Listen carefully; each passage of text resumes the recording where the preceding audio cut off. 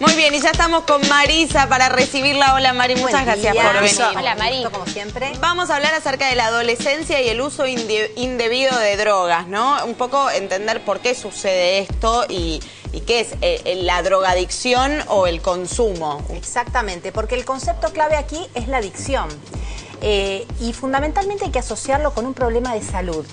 Digo esto para los papás que están escuchando sobre todo porque en general esto viene asociado en la familia con algún tipo de castigo. Al enterarse, quiero decir, ¿no? Cuando en realidad de lo que se trata es de un problema de salud que no es una causa, sino que es una consecuencia. Entonces, hoy en día la tendencia de los profesionales de la salud es abordar el tema de la drogadicción y de cualquier adicción como una consecuencia de una causa previa, en donde de lo que se trata, por supuesto, es de ahondar en aquella causa.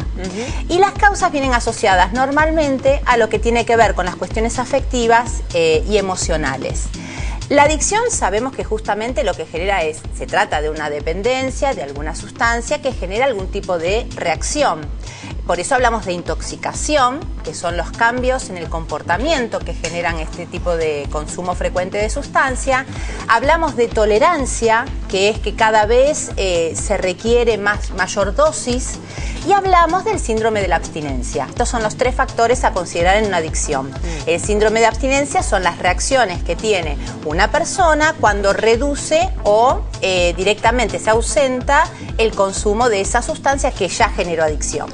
Hablabas de que siempre que una persona empieza a consumir o habitualmente hay un factor previo que hace que esa persona llegue al consumo. ¿Cómo se puede prevenir o cómo el entorno puede estar atento a que esa persona tiene algún problema y que va a terminar en el consumo de drogas? Básicamente, para entenderlo, tenemos que hablar de un vacío que uno podría decir de vida, un vacío existencial, en donde la sustancia, y allí por eso digo que esto es aplicable a todo tipo de adicción, en donde la sustancia viene a ocupar ese vacío. Entonces, lo que hay que abordar justamente es qué es lo que está pasando, cuál es ese vacío existencial para cada una de esas personas, para disociar la sustancia de ese vacío que vino a completar y en todo caso hablar de eso, de si nos faltan objetivos en la vida, de si nos faltan afectos, si nos faltan amigos, si nos falta pareja. De eso es lo que hay que ir a hablar, digamos, a los tratamientos, que por supuesto lo que tenemos que decir que de esto hay recuperación, sin duda, que los tratamientos suelen ser combinados, médicos y psicológicos, que en muchos casos son tratamientos individuales y en muchos otros son o de pareja o de familia, que es la forma más amplia de abordar esta problemática, sobre todo porque la familia, una de las cuestiones más importantes es poder comprender de qué se trata y cómo acompañar. Entonces, ayudar. Exactamente, de eso se trata, ¿no? Tocaste la familia, mucho de eso preguntaban en Facebook. ¿Cómo encararlo? Claudia de Guaymallén, Mendoza, dice, ¿cómo hago para ayudar a esa persona que puede percibir que el que lo quiere ayudar le está haciendo un mal? Y Natalia, que tiene hijos chicos, no sabe cómo encarar, cómo abordar este tema con ellos. Sí, es un problema de salud, como decíamos, difícil de acompañar. La mayoría de las personas, por supuesto, tienen esa buena intención, pero se cae muchas veces en lo que sería la censura del otro o de ir directamente a lo que se trata, o sea, tratar de evitar el consumo. Cuando en realidad, vuelvo con esto, en realidad se trata de otra cuestión. Entonces, no hay que ir directamente a suprimir el consumo directamente, no es por ahí en todo caso que acompaña a la familia, sino abordando desde lo afectivo y desde lo emocional, y para eso seguramente van a necesitar orientación. Porque como vemos es una causa que uno puede generalizar hablando de esta manera, pero después se trata de escuchar a cada uno, a ver qué es lo que le estaba pasando exactamente, qué es lo que le estaba pasando, que de alguna manera trata de cubrir o de tapar con el uso de estas sustancias. Sí, Marisa, te quería consultar. Cuando se habla de diferencias, por ejemplo, una persona que se droga, una persona que no se droga, lamentablemente se termina en la discriminación. Yo te quería consultar por la discriminación hacia el que consume drogas y por la discriminación hacia la persona que comparte el entorno.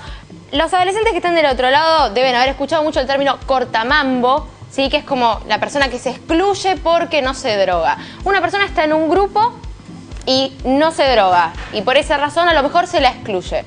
¿Qué sucede? Sí, o que está, perdón que agregue una cosa con Sí. ese término del cortamambo, o que en el momento en que ciertos adolescentes se quieren drogarse, digo, hay uno que le dice, che, no lo hagas, y ahí empieza también el conflicto, no solo excluirlo porque no lo haga, sino porque exige que no lo haga. Exactamente, está buenísimo hablar de estos términos que son los que se comparten, Sí, digamos, sí, en la claro. vida cotidiana, y abordar esto grupalmente o socialmente, para decirlo en términos correctos.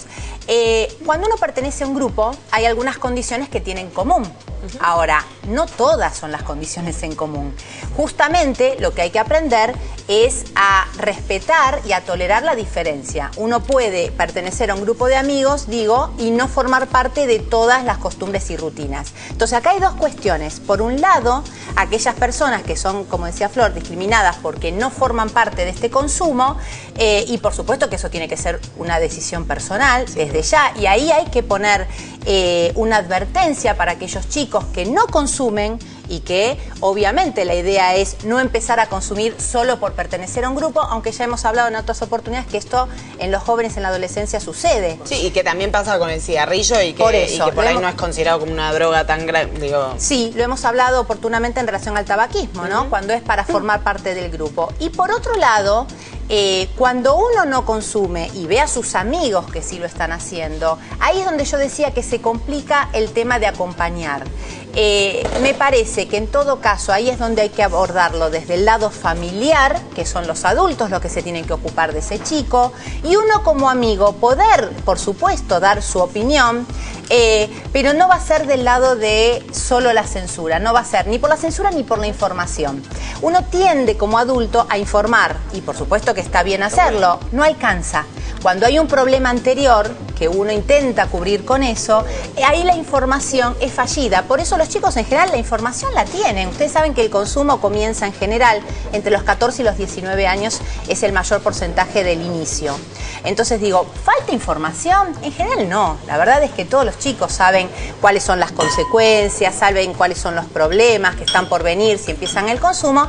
Sin embargo, inician el consumo de todos modos porque lo que sucede es otra cosa. Entonces, sí, perdón. Sí, perdón, no, decía Mari. que entonces en casa de lo que hay que hablar es de lo que le pasa a cada chico, que se trata de esto. Sí. Sí, yo le quería preguntar a Marisa, ¿en qué momento es cuando una persona se da cuenta de que se convirtió en un adicto? Porque pasa mucho que por ahí piensa, no, sí yo consumo, pero yo no soy adicto, yo no soy... Y realmente no te diste cuenta, pero sí lo sos. ¿Cuándo pasa eso? Es una frase que uno escucha, esto de yo entro y salgo cuando quiero. Sí. En realidad, lo que uno tiene, obviamente, que prevenir es el consumo en sí mismo. La adicción se le suma luego al consumo. ¿De qué manera? Cuando uno ya sabe y se da cuenta que hay una dependencia, que uno perdió el control, no puede dejar de hacerlo. No hay un acto voluntario en donde se decide si se consume o no. Ese es el punto de adicción. Y ahí, entonces, vienen los otros tres factores que nombrábamos antes, que tiene que ver con la intoxicación, con la tolerancia y con el síndrome de abstinencia. Cuando se alejan del consumo, se siente en el cuerpo. Por eso decía que la prevención no es solamente que esto no se vuelva una adicción, es no iniciar el consumo. Marisa, si alguien está con este tipo de conflicto, ¿a dónde recomendás que se acerque tanto la persona que está con la adicción o el entorno familiar o amigos? Yo generalizaría al centro de salud más cercano. Y directamente hablar. Exactamente, porque en todos lugares hay un equipo que los pueden ayudar en la orientación propia o si se trata de algún ser querido, ¿no es Marisa, cierto? muchísimas gracias por haber venido. Un gusto tenerte como siempre. Florcita, a ver. Vamos a continuar con las galletitas. Las que son de canela están en el horno, todavía no están listas. Y así, y te cuento que...